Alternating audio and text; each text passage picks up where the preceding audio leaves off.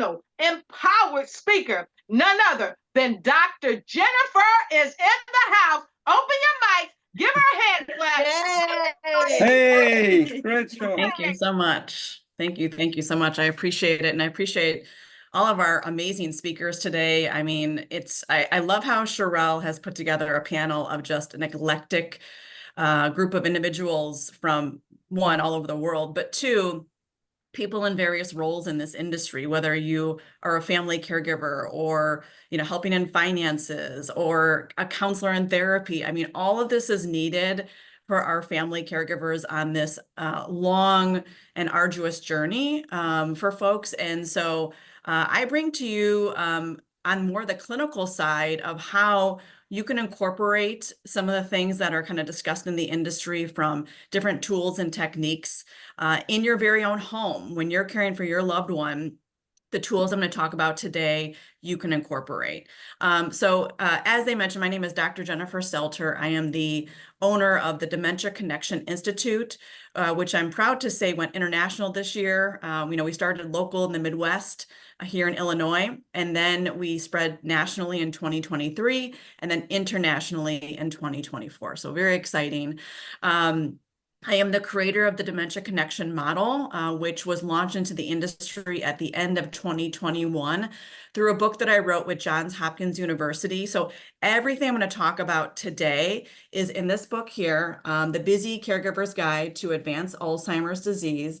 It can be found on Amazon, Johns Hopkins Press University website, and really anywhere you buy books, Barnes & Noble, things like that. So I'm going to talk about the power of color today, and that is definitely in the book, and then some other things I'll be reaching about, which is really about talking about what is the Dementia Connection model. So how I kind of came to creating this model of care. And people always ask me, why did you get into this industry? Did you have a loved one who you cared for who had dementia? Did you know somebody who had dementia? And at the time that I started to evolve my career, because being a psychologist, I actually started off in mental health and I transitioned into dementia care. I tell folks, no, I actually just fell in love with working with people who have dementia, their families, the staff in different senior living operating businesses. And I just fell in love with the work, and I haven't looked back since. Now, since then, I've had a grandmother-in-law who passed away. She had Alzheimer's disease, so I was able to be an asset to the family. But that is not the primary reason why I went into this work. I just fell in love with it. And so I dedicated the next 10 years of my life really working towards a solution for caregivers to be able to implement something that they can understand and put into place to make the caregiving process much easier for them. And of course, that impacts the people that they care for. And that is the Dementia Connection model. Now, the Dementia Connection model comes off of really a concept that, if you follow me on social media, I'm on all major platforms through the Dementia Connection Institute, this idea of prescriptive engagement. Now, I don't know if folks have heard about this, but it's really moving physicians and providers towards this idea of, instead of prescribing medication in dementia care, let's start with non-pharmacological sensory-based tools, right? So it's something simple as, oftentimes people living with dementia, their appetite will decrease over time, right? And the first intervention that most physicians will go for is they will prescribe Remeron, which is an antidepressant, and that is supposed to increase appetite. Well, with any medication, there's lots of side effects. And one of the very reasons why I opened up the Institute was to educate people more on tools than using medication, because I have seen far too often people living with dementia on a cascade of medication, where a lot of times families don't even know, why is my loved one even taking this medication? And there's side effects. And so what happens is then there's more medication prescribed to help with the side effects. And this is not quality of life for someone living with dementia, because oftentimes they're in a stupor, they're more confused, they're not able to move around as readily because they're sedated, or they're much more disoriented because of the medication.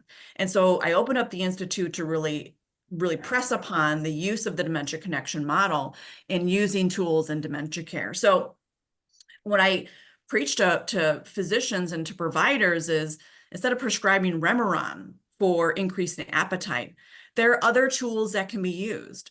One of the very tools, that I always preach about, of course, and people know me as the oil doctor, is using citrus essential oil.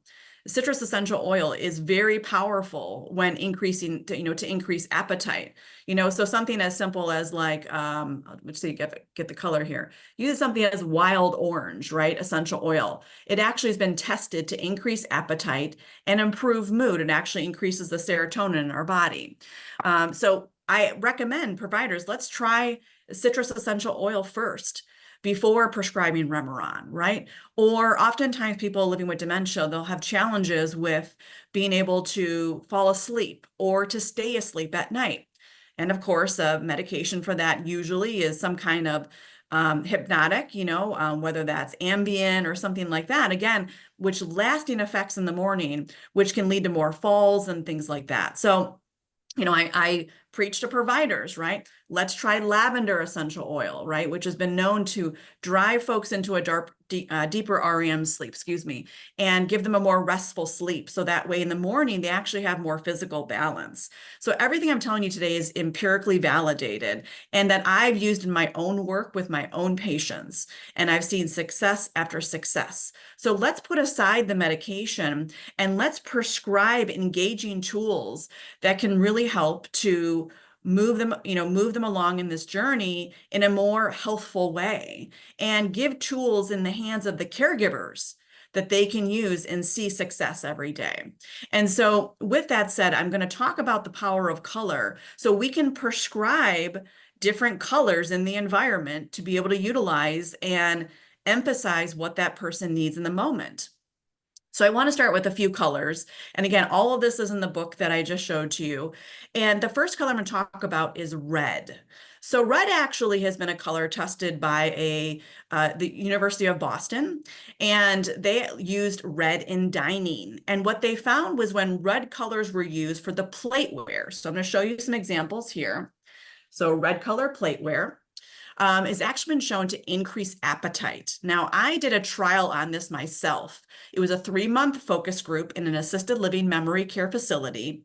And by using red along with citrus essential oils and some accommodating music, we were able to actually increase people's meal percentages by more than half. And because we were able to do that, we were actually seeing individuals gain weight or maintain weight who needed it. And additionally, what we're able to do is actually decrease the use of using supplements. So, moving away from folks having to drink their meals, and they were eating real food again. So we were actually able to decrease 72% of supplements. Now, the assisted living facility was actually the one that were paying for the supplements, and this saved them $9,000 in 3 months, which was a $40,000 savings in 1 year. And that was simply by using sensory-based non-pharmacological tools. Now, let me kind of pause and talk about why do we want to use these kinds of tools? Why are they effective? So the dementia connection model is a framework that describes why these tools are so effective. The first pillar of the dementia connection model is the theory of retrogenesis, which basically explains why things happen as the disease progresses, right? This was actually developed by Dr. Barry Reisberg, who's a guru founding father in dementia care. And his work actually pinpointed to the fact that individuals progressing through the disease, that their skills are moving in reverse from adulthood to infancy. And you may have heard something like that before. And we want to thank Dr. Barry Reisberg for his wonderful work at identifying that people who are progressing may chronologically be the age of, let's just say, 85 years old, but developmentally, they're actually at a very young age. He pinpointed specifically moderate to late stage, age 7 to 4 weeks old. So why do I tell you this? I tell you this because we need to understand, what does that world look like for someone who's younger? And that world is actually centered around the use of senses. So young ones actually use their senses to learn everything in the first 7 years of life, serendipity. And so that's how we all learn how to walk, talk, feed ourselves, take ourselves to the bathroom. We watched and we listened to our parents and to our grandparents and whoever cared for us. And we repeated this over and over again. So we're going to use that same process in dementia care, knowing that they're going from adulthood to infancy. But we're going to take this in a different realm because the brain actually tells us why sensory-based tools work so well. So anytime senses come in, whether it's through our nose, our eyes, our ears, our hands, our mouth, anytime senses come in, it's actually processed in our limbic system of our brain. So this is a physiological reaction that occurs. So when senses come in, whether they're negative or positive, we have two important organs in our limbic system. We have our amygdala, which generates emotions, and we have our hippocampus, which generates memories. So when senses come in, sensory-based information, it actually ignites our emotions and our memories at the same time. So we have a feeling about it and we have a memory about that, okay? So that's the physiological reaction that occurs. And then a psychological reaction follows where it actually makes us behave or act in certain ways, okay? So with the dementia connection model, that first theory or that first pillar is the theory of retrogenesis, but the second pillar is bringing in positive sensory-based information. So basically presenting positive tools that they can see and hear and taste and touch and smell. So we can produce in that limbic system positive emotions and positive memories. Now, those memories are not going to be something they're going to remember. It's actually generating a remembrance of a feeling with you as the caregiver. So if you're producing positive sensory-based information, that person with dementia remembers how they feel with you. And you probably have heard that before. That's what that means. That means that they are creating a feeling with you that they like. So they want to be around you more. And that drives that deeper connection. Hence why the model is called dementia connection model, okay? And so that physiological reaction occurs with that person living with dementia in a positive way. And then that psychological reaction occurs where we see positive behaviors, right? So no longer wandering and aggression and sundowning, but what we see is calmness, connection, attentiveness, sociability, right? Productive behaviors. That's what we see when using the dementia connection model. The third pillar is the use of habilitation, which basically we're going to use these tools over and over and over again, because that's how young ones learn, right? They had to use their tools over and over and over again to learn how to read and write and feed themselves and take themselves to the bathroom. So we're going to do that with people living with dementia.